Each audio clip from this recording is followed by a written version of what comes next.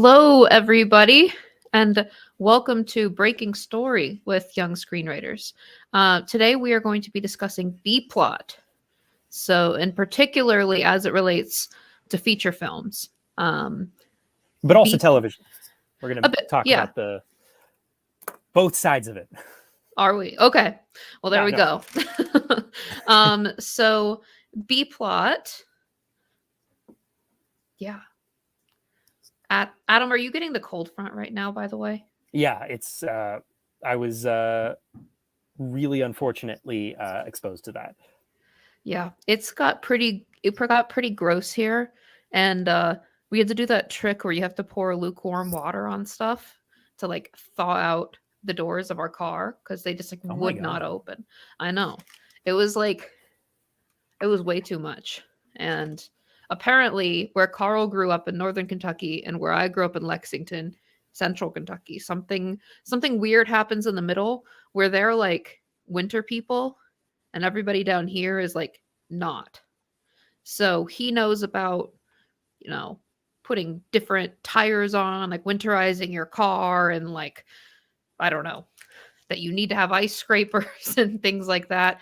And then here, none of it. People just don't know what to do. It all implodes. So yeah, like what people are doing in Ukraine, but at least it's unpleasant and mildly irritating for us. Not to get things too dark. There we go. So, B-plot. Adam, what is B-plot? A B-plot is a plot line in a narrative that is somewhat interwoven with the dominant plot line of the narrative. So let's just say we have a protagonist and they are following, and we're following them. And at some point, usually in Act 2, we start to intercut with another line of action with another character. And there's so much variation and like interesting things you can do with this. And we can talk on sort of like how you would necessarily define a B-plot. But my understanding of a B-plot is it's a different line of action in the story than the protagonist's line of action. So if you have the protagonist and then the protagonist's objective, it's another character or group of characters and their objective. I think that's the simplest way you can define a B-plot. Yeah, I think that to kind of build on that, I also think that, examples of B-plots often have to do with they can also do with like romances or relationships, things like that. And I think that especially there's something that happens that sort of is like a B-plot when you don't necessarily like when, in a script, a feature film, you have your flaw, inner need, emotional track. The protagonist's like change arc is one track, as we call it. Then the other track in your movie is the plot track. It's the objective track. So it's the objective and all the obstacles along the way towards attaining that objective. In movies in a lot of movies that really, really work, those two tracks are stacked directly on top of each other. The objective is tied to the flaw or the inner need in some way that you can't separate these two things. So they're happening at the same time. In some films, though, when those tracks aren't on top of each other, often the flaw and inner need emotional track can almost feel like a B plot. And the example that comes to mind for me is Die Hard. All the stuff that he's doing with like his wife and like his own emotional stuff is so disconnected from the main plot that in a lot of ways it feels like a B plot. And so there's some variation. So in that sense, there can be fragmentation in like it's still featuring the protagonist, but it's just another line, like it's another sequence of events that they're interacting with. And then I think there's wholesale B plots with different characters where we're following other characters and their events, even if it's through the protagonist. Maybe like in Amelie, that film has like 9 B plots, like all these like little storylines that are like set up payoffs of these different characters. Like the old man who has the bones of glass who's painting, and like sort of the young guy who works at the grocery store who's frustrated by his family's job, the man who feels disconnected from his daughter, and Amelie gives him his box of toys from his childhood to help him reconnect. I can list like 10 characters whose life she is interacting with tangentially, almost she's observing from an outside-in point of view, but we, the audience, are experiencing each of those characters as a plot line, which I would say is different than what you're talking about in the Die Hard sense of like, rather than like it's another character with their own like little story, it's the main character, but their emotional plot line is associated with another character, like Bruce Willis's character, I forget the character's name. His wife and his relationship with his wife feels so tangential. It's happening parallel to the main story that it feels like its own plot line. I don't know. No, yeah, I think that makes sense. I think that at the end of the day, there's a lot of ways to look at B plot, and really the definition that a lot of people have in common is just that it is not the A plot, right? Yeah, that's right. That's right. So the A plot being the protagonist's direct journey to achieving their objective, and yeah, that's what I'd consider the A plot, is the trajectory towards the objective. And then when you can weave in the emotional stuff into that plot, you get a really succinct and tight movie. I actually think that older movies had more B plots. I think B plots have been kind of phased out of movies in the last 20 years. Yeah. And just in terms of a mainstream Hollywood film, like when I think of films from the 80s, especially in the 70s, there are so many like subplots and like little character things that have nothing to do with the main A storyline. And I think this has to do partially, I mean, this is my pontificating, like the the Pixarization of, you know, that's the wrong term, but like the huge central change arc movies were so powerful and so influential in how people wrote and constructed movies that like people went all in on A plots. And I'm thinking of just an example of like, you know, Star Wars Empire Strikes Back, and Princess Bride, all these classic movies. They're very much two storylines that are intercutting with each other. Actually, in Empire Strikes Back, it's like, well, there's Luke and his whole adventure going to Yoda and Dagobah. And then there's Han Solo and Princess Leia, and they're trying to escape the Death Star and find refuge. They both have different objectives. Luke's trying to find Yoda so he can be trained. Han and Leia are trying to escape Darth Vader, who's chasing them. And we're intercutting between those two plot lines. And I think not the A plot is, I think, kind of a weaker definition. Like, I really think that even if it's a soft objective, there usually is an objective. It's a second objective for a non-protagonist, possibly. Like in Die Hard, would you say that the wife plot line, there's a separate objective there? Like he's trying to get back with her. That's more of his motivation for why he's trying to get people out of the building in the A plot, right? Because I don't want to go into the territory of having two objectives for protagonists, right?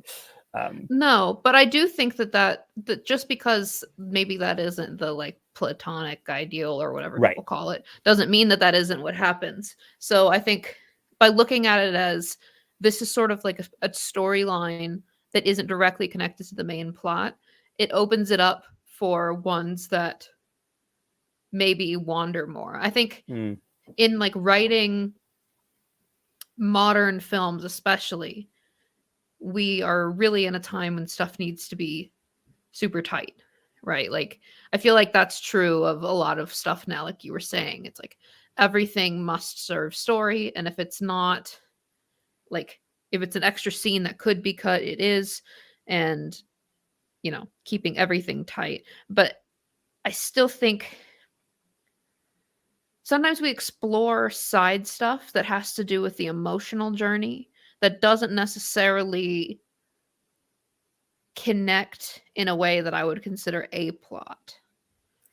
I don't know. Yes. Yeah, no, and I think that goes into, like, if we go into a very, I think let's just say for the conceit of this conversation, we have two buckets of feature film B plots. One is kind of what I was talking about, which is the overt second character who's doing something else, and we're cutting Yeah. away to that. That's like, Empire Strikes Back, for example, or many other plot lines, especially older stories. And this other version, which I think we see a lot in rom-coms, and we see a lot in like Hallmark movies, like the character has their A plot, but it's sort of this other thing that's happening on the side that's sort of maybe helping them. I won't even say like mentor, can sometimes feel like a B plot. Yeah, sometimes. I the one example that I used in the thumbnail and that I think is a classic example is Princess Bride. Inigo Montoya, you killed my father, prepare to die. I think that's the And first bucket, right? yeah, that definitely is, because he's trying to kill the six-fingered man who killed his father, right? And so that's like a super clear-cut example of a B plot where this guy has his own mission, and in sort of, this is what I think is really essential for those super tangential B plots to work in a way that feels really gratifying, is that at the end they come together, right? Yes. Like you have Inigo Montoya going after the person who killed his father, and then in the end he ends up killing Rugen, right? Yeah. And good points for remembering that name. and wow. Okay. there you go. And yeah, so he ends up killing him in that scene, and it ties into Wesley's whole story. Mm-hmm. It's I think one way to think about, I think it can be detrimental to think about it in the sense of like, okay, I have my A plot and I have my B plots. Sometimes it's more, I think, important to think of it in terms of character setups and payoffs, right? And to organize them into B plot. Like I think like when you start thinking about B plot, it's more of an editorial framing of being like, oh, did I pace this plot line well? Or did I just lay this all in the middle, second half of the movie versus setting it up well in Act 1 and then paying it off in Act 3, right? Like Indigo Montoya, sorry, I can't say his name. His whole plot line is really like they taught the first time we introduced him in Act 1, or I think it's actually the beginning of Act 2.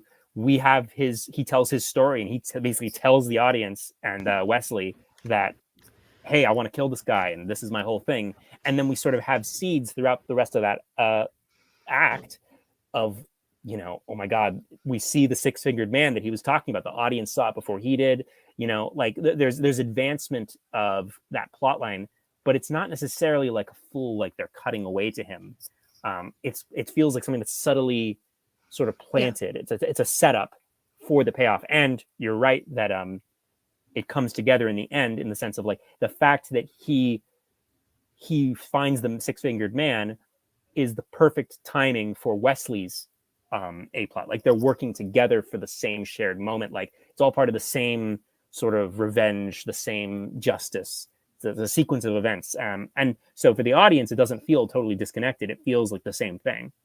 And it's really gratifying in the end. Yeah. Like when you've seen a B plot going for a while and you're like, I don't know, like this is interesting, but I don't fully understand why they keep cutting away. And then all of a sudden you see that moment when they meet, I think is really satisfying for the audience. So there's setups and payoffs. And when you're thinking of your secondary characters, I think, that's maybe a useful way to think about it. Like, because you don't want characters to not have payoffs, like it's actually, you don't want to think necessarily. I think sometimes some writers are so protagonist driven, they like everyone else in the world is lifeless sometimes, like they're just like, oh, that's the best friend. But like, what kind of setup and payoff can you have for them? It doesn't have to be a full plot line. It can just sort of be like some moment of growth, some moment of like, oh, this feels like a real person and that they're inhabiting this world in a meaningful way. I'm not one of those people who's going to argue against the one protagonist per movie sort of axiom, because I think that's really useful. But sometimes just deeply consider all the characters. Don't just think about your protagonist. Make sure like you're thinking about the whole ecosystem of the narrative. And that's why I think setups and payoffs is a good way to start with a plot line if you have an idea for one. And that really connects to one of the films that we love to bring up, Little Miss Sunshine, right? Yeah. Because you have the A plot of the dad. He's the Yes. protagonist who's literally driving the car. He's driving all the choices, and he's the reason why they're doing this. But then every other character has their own stuff going on. Sometimes they do have specific objectives. Sometimes they don't necessarily. Like I know They don't all have to Olive, be fulfilled. Like right? the uncle, his objective, his life isn't fixed by this. No, Yeah. no. But like everyone has some sort of like everyone has setup and payoff, right? Like Yeah. we had the brother had a really good setup and payoff where he's taken a vow of silence until he gets to go into the Air Force or whatever it is. And then in the end, I guess in the late act 2, they realize he's colorblind and he blows up and yells and cusses. And so it's like you said, the setup payoff for every single character. And I think that that's a good way to look at it. And then that can be as in depth as you want it to be. I think the idea of payoff is what separates B plots in movies from B plots in TV. Like I think movies are about catharsis. Movies are about change. Movies are about like the kinetic change from stasis to movement, and permanent change, like life changing. Movies are about life changing events for the characters in the movie, and if you set up something, it's not just inconsequential for it. It should feel like real movement and change for the characters. Like it's a payoff for the audience. And I actually don't want to say it's always life changing for the protagonist. It's not necessarily always life changing for the people around the protagonist, but because you could have like a small plot line about a character and just their days like look ruined by the protagonist, right? And it could be maybe just a joke or something. But like if you set something up, you should pay it off. And think about like how in the narrative aspect of a movie, those payoffs feel like cathartic. They feel like, oh, that meant something. Whereas in TV, there's an inherent stasis that you're forcing on the stories where real change can't happen until either the season is over or the series is over. So real internal emotional change is incremental over time, 8 episodes, 10 episodes, 30 episodes, whatever. And the plot lines of an episode are all about like little incremental growth, little incremental catharsis. I guess in that sense, then it's like something that they have in common is that A plots in film and TV have the objective of the episode, of the film. That's where like the big objective usually is. I would say I think in TV, every plot line has an objective. That's what I was gonna. Yeah, that's kind of where I was going. Is like I think that possibly in features, like you said, it's more setup payoff, which may or may not have a mini objective attached. And then in TV, it's almost always that the B plot has a mini objective. And it's almost always that the B plot features a different character. Yes. Yeah. That's a big difference too. Yeah. Especially like you get that whether or not the protagonist changes, right? Or like as in like in a series, you tend to have like a protagonist of the season or something like that. But you can have different protagonists in each episode. Yeah, it could be like this is an episode about this character. Like, and in that sense, the protagonist of the show maybe has the B plot. Yeah, exactly. Exactly. I think that to me resonates the most. The idea that that's kind of the core difference between B plots in feature films and in TV has to do with like whether or not an objective is like completely necessary for it. And I think that's why knowing your ABC plots in TV is an essential act of structuring the episode versus film. I think that really constructing the A plot is the only thing that really matters. Like in terms of your first conceiving of it, like that's core to the structure of what it is. Setups and payoffs planted throughout can be managed in after the fact. If you have, or at least it doesn't have to be the core foundation of everything. I think if you don't know what your B plot is at all, you're writing an episode of TV or pilot, that's I think a little bit more shaky, because the B plot's like essential. Like I don't want to say you have to have B plots, but like 90% of shows do. Well, that's kind of the value of TV, right? Is that TV can get way more into series. I guess not Yeah. TV necessarily, can get way more into relationships. So those plots have a lot more work to do. Like those plots are really why people get into series a lot of times. Yeah, it's actually, the appeal of television is so much about what the characters don't know but the audience does. Yeah. And the inherent act of a B plot, the cutting away from the A plot, means that the characters in the A plot don't know what's happening in the B plot.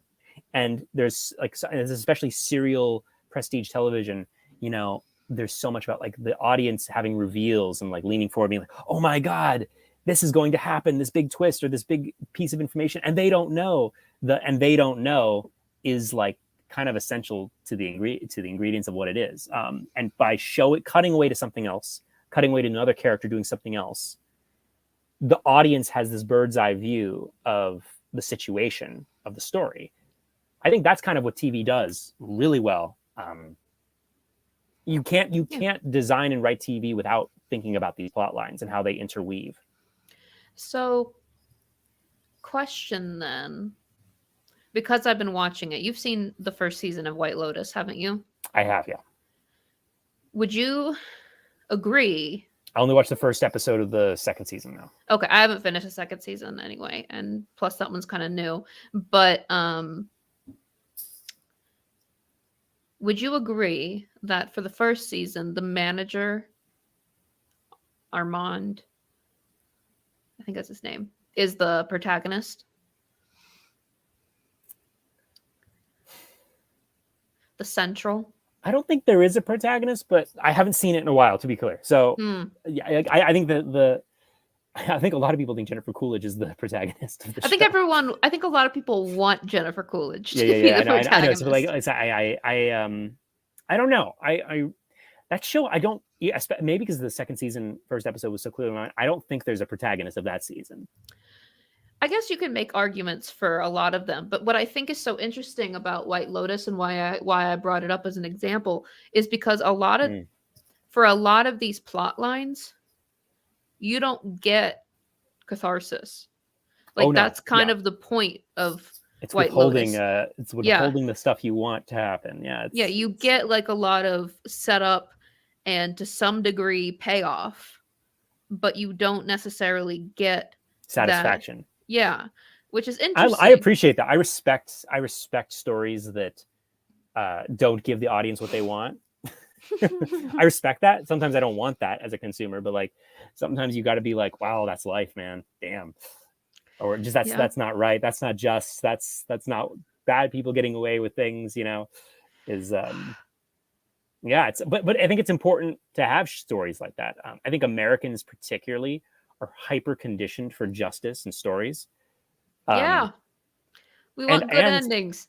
But like Yeah. to the point of incredulity and self-parody, right? Like it's to such a point of excess where we can't handle anything but pure justice sometimes, and I say we, I mean like the average American narrative consumer. That reminds me of the alternate ending for Get Out. Yeah, no, 100%. And I also think that was the right choice. Can you remind people what the alternate ending was? Yeah, so spoilers for Nope. No, not Nope, Get Out, which I did like Nope, and there was a comment about it. But anyway, for Get Out, the ending originally is he shows up and he kills the antagonist, his ex-girlfriend, and you're lying there, and cops arrive. And in the original film, his best friend comes out of the cops just when you think, oh my God, this black man killed a white woman, and the cops show up. This is not going to end well. But when his friend shows up, there's a relief in the audience being like, oh, okay, he's going to be okay. The original version, his friend isn't there, and the cops, profile him and had not a good ending. No. Injustice after everything. And, honestly, that's more true to life and that situation, right? Like, but that movie had so much injustice and tension and like this deep desire for escape that I think American audiences responded to the release at the end because there was a lot of tension. And I think it's a case by case basis. I don't think that happy endings or release and relief are bad things. I think that, and I also think that escapism, not to say that a Get Out is escapism, it's not, but like escapist narratives completely have a place, and there's absolutely nothing wrong with escape sometimes. My problem is when there's nothing else. Yeah, that's fair. I think that in my mind, Get Out accomplished what it needed to make its point when the cop car pulled up and the viewers dread the cops coming out. I think that right there accomplished everything that the alternate ending would have done, like from like a thematic point of view, just like in that moment, knowing that if like the audience knows that if cops get out of that car, he's going to jail, and there's that sense of dread, and then it's not. So you get the point, and then you still get the more positive ending, right? So I think that in a way, I totally am. I think that the ending that was used was the right call because it's not like you didn't get that moment, right? In that case, that was the right choice for that movie.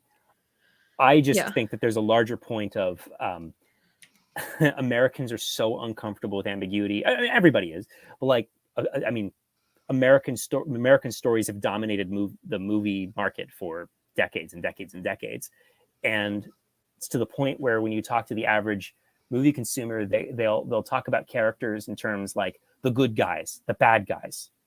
You know, who am I rooting for? Like, it's such a pattern that there's no sense of danger and there's no sense of surprise in terms of like the assumptions of what the experience is. Like, oh, these are the people I'm with, therefore they must be the good guys.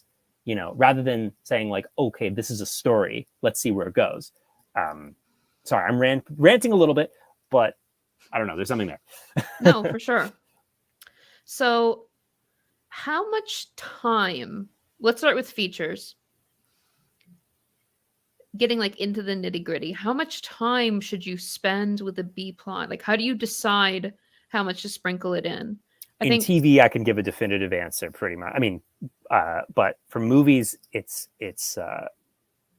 I think it depends on the story you're telling. It depends on the genre, right? Like some genres have more built-in sort of mechanism, built-in utility of other plot lines that are converging, right? Like, let's just say a murder mystery, right? Like red herrings and like little like sort of misdirections. The audience kind of wants those.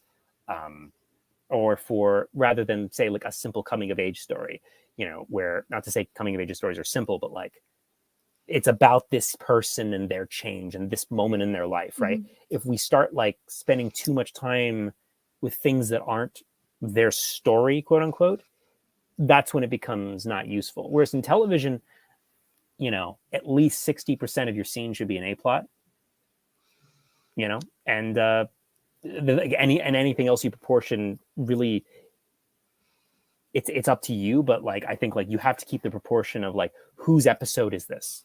This is especially true for half hour. It's especially true for half hour. That makes sense.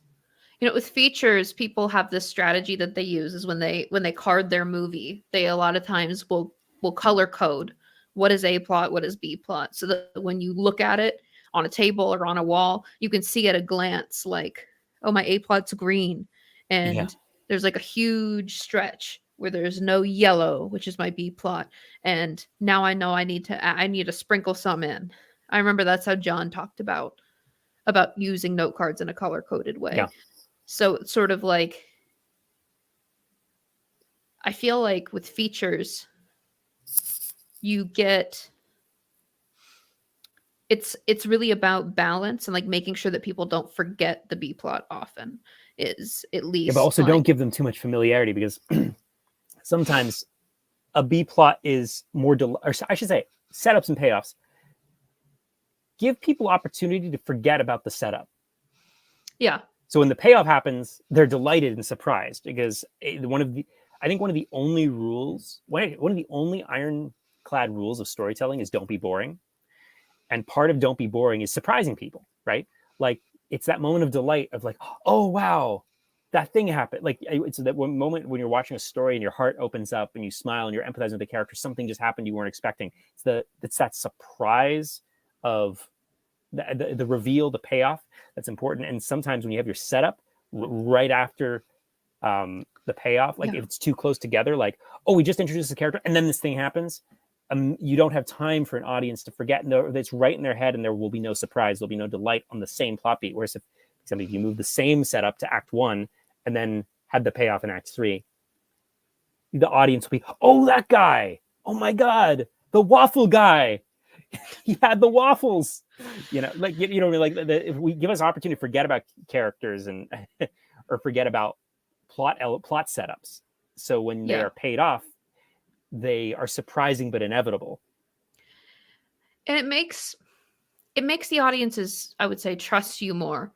That like you gave us this information that seemed kind of pointless in the beginning, like you're just like, oh, that's an interesting little fun fact, and then when it comes back around, I feel like you end up earning a lot of audience trust with that. I don't know where I came out with that waffle guy. What movie am I thinking of? Maybe the waffle guy. He had the waffles all along. What movie is that? The Waffle Man. I was thinking of Bodies, Bodies, Bodies with the champagne machete. Yeah. We're just having another word for Chekhov's guns here, right? Chekhov's guns. He had 18. No, Chekhov's gun, singular.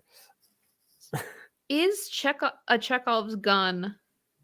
No, it's not a B plot. Yeah, no, it's not a B plot, but B plots can be structured using that sort of framing, right? Yeah, it's a good way to if you think about it in terms of a movie. I think that in a lot of ways, treating B plots like Chekhov's guns is useful, right? Because I mean, to go back to Princess Bride and Inigo Montoya, he says at the very beginning, like, that he's going to try to kill the six-fingered man, right? Yeah. Like he sets it up at the very beginning, that this guy is going out to kill them, and then at the end, in the climax, that pays off. The gun goes off. Imagine if he killed him halfway through the movie. Yeah. There are writers who do stuff like that, and it's so obvious, being like, space that out. What are you doing? That's an Act 3 thing, Give us room to grow. Yeah. I don't know.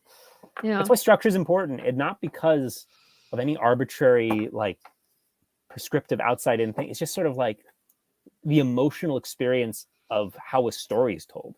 You do something in Act 1 because of just like the experience of somebody sitting there and trying to have an emotional sense of, okay, who's this about? Why should I care?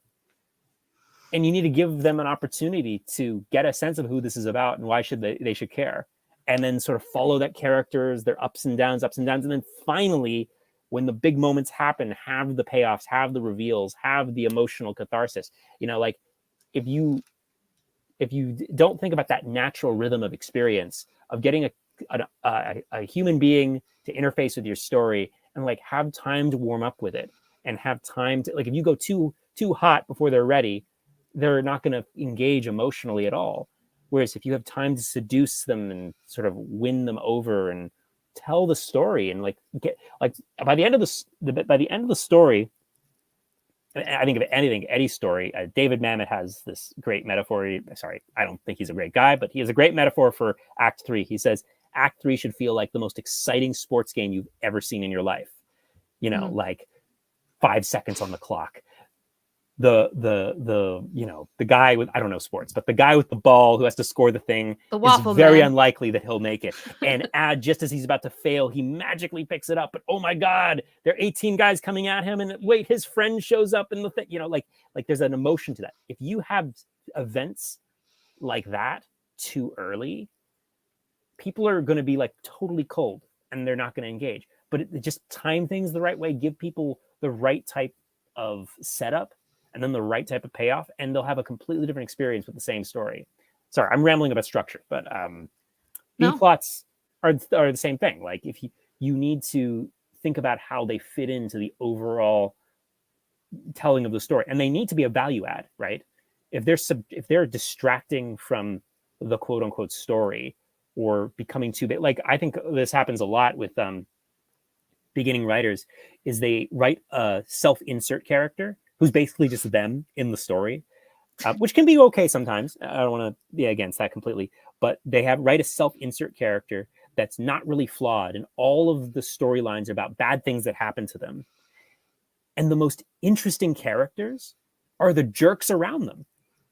Like, it's like, I want to know more about these people. They're kind of interesting. It's just because there's not enough sense of flaw when people make themselves into the stories often. Not to say, actually, I know some great writers who write self-insert characters and they're very messed up. You got to mess them up, though. That's the whole thing. Yeah, you got to mess them up, and you have to make sure they're not more interesting than the side characters, because I know a lot of stories are like, wow, that B plot. You mean less interesting? Sorry, yeah, less interesting. Yeah, you want to make them more interesting. Some scripts I've read by people I know, like, wow, that side character, I want to know more about them. What's going on in their life, Yeah, that's how it goes. I've been thinking about this idea of treating B plots as a Chekhov's gun and connecting it to something that I know you and I talked about before, about like, is backstory reveal a B plot? And I think that in a lot of ways, if you give it a Chekhov's gun, it suddenly earns its place in your movie and becomes a more legitimate B plot. So when you say backstory reveal, are you talking about like information that's crucial to the present? I'm talking about anything that happened before the movie started that has... Is the reveal of this information change anything for the characters? Well, it would have to if it's a Chekhov's gun. That's what I'm saying. No, right. So my whole position on backstory is that it has to be the relaying of the backstory information has to be important for present tense, right? So making it into a Chekhov's gun would necessarily accomplish, does, right? Yeah. So I think it's one of those things where it always has to complicate. So like, if you tell us that before this person used to be a chef, and you just drop that casually, like a few places throughout, like we see that they have like cooking stuff around their house, and for whatever reason you're making a deal out of it, then in the end, them being a chef, they got to save the day with their chef knives or cooking or something. I love these B plot ideas we're coming in. Waffle guy, chef guy. All these chef guys, all these... Maybe we're both hungry. Maybe that's what's happening. I'm hungry. That's really the truth. That's really the truth. So I think that to me is my takeaway from the conversation. It's just kind of really thinking about how can you make this B plot something that's going to go boom in the end. Yeah, it needs to matter. I mean, we're talking specifically features. So just to recap, we've got two different types of B plots, 4 features, basically, right? There's the type of B plot that is more things that are happening in the protagonist's life. They can either relate to an emotional journey or like just a setup and a payoff. Maybe it's related to another character, but it's the protagonist and a character. And a wholesale legitimate B plot with another character and another objective. And there's a lot of variation with that, but like all undercurrent of that, because it's a movie, all of the whatever type of B plot you have has to have a meaningful payoff in Act 3, and it needs to be set up in a way that's surprising and compelling to the audience. So, yeah, and again, the difference between that and TV is the B plots and C plots are essential to the design of the episode, and you have to really outline TV. I'm actually, Alexie and I are all very pro outlining for movies and TV, but I think movies, you can get away with looser outlines. TV, you have to outline before you write. Like, you have to plot out the plot lines, because these interweaving A plots and B plots, they have to be balanced well. They have to be intentional. Don't just write TV pilots without an outline, is my advice. I would agree. Especially when you're going to be having all these different little mini stories weaving in and out. You need to have it from the beginning. So I think that kind of wraps up for today, a little early. What are we doing next week, Alexie? Yeah. We are doing Glass Onion, so I'm sure we will have some B plots to talk about. I'm going to rewatch it, or actually, I'm going to watch it tonight. So I'm going to be because it comes out today on Yeah. Netflix. Wait, it comes out today? I didn't know Yeah, that. it's out right now. Yeah. I was just watching. I was already talking to you about this, Adam, but I was watching Claus, like Klaus. Yeah, I'm really interested in seeing that after you talked about it. Yeah, Carl wants us to watch it again with his cousin. Carl loves sweet family films. It's very He sweet. loves it. Adam, I believe, did not get a haircut. I believe No, but what I you are blow dried seeing. my hair. I blow dried my hair. So And what we're seeing though is the lack of headphones on either side of your face, that is true. That is true. which changes everything. It does make my head bigger. My profile is also very different. Yeah. There you go. Yeah. Thank you, Michelle. I appreciate that. Michelle liked it. That. I am very vain. For those who don't know, I've always been vain, always will be. Everyone tell Adam he's cute. Well, no, don't tell me I'm cute. Just like say something specific, like, "Oh, I love that your hair's not falling out." You're so smart, Spider-Man. You're so strong, Spider-Man. Yeah.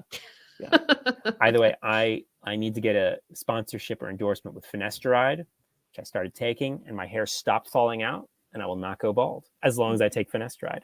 There you go. Beautiful. I started to have like this little hair loss thinning up here, completely stopped. Let's get Breaking Story. Yeah, sponsored by finasteride.